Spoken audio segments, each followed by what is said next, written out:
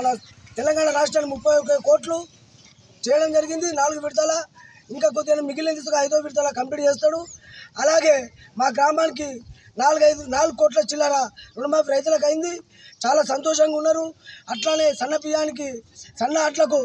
ఏదైతే బోనస్ ఇస్తా అన్నారో 500 రూపాయల బోనస్ ప్రతి రైతుకు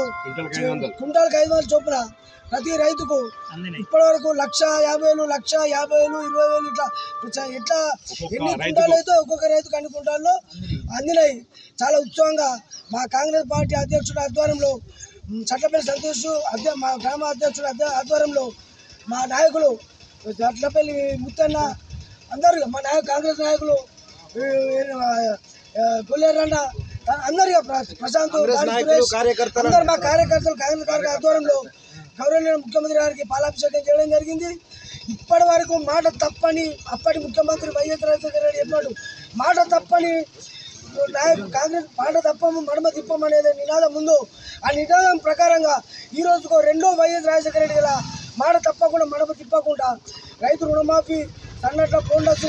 తర్వాత రైతు బంధుగా ఈ నెలాఖరికి పట్టు వేస్తున్నాడు ఇవన్నీ ధ్యేయంగా ఇక చూడలేక టీఆర్ఎస్ వాళ్ళు బీజేపీ వాళ్ళు మా కాంగ్రెస్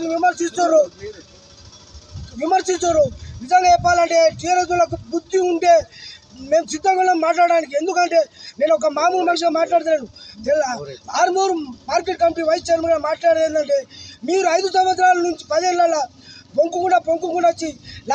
లాస్ట్ ఎలక్షన్ మూమెంట్లో 1,00,000 రూపాయలు చేసారు మీకు ఆ ముఖం ఇంకా మా కాంగ్రెస్ నడటానికి మీకు సిగ్గుచేట మాట మీకు మమ్మల్ని అనే అర్హత చూడలేదు మీకు మేము నిశ్చయిస్తున్నాం మళ్ళీ ఈరోజు మొన్న జీవన్ రెడ్డి గారు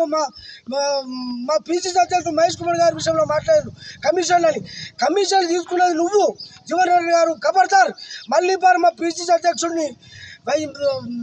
అధ్యక్షుడు మహేష్ గౌడ్ గారిని మాట్లాడే అర్హత చూడలేదు నీకు జీవన్ రెడ్డి మళ్ళీ చేస్తే నీకు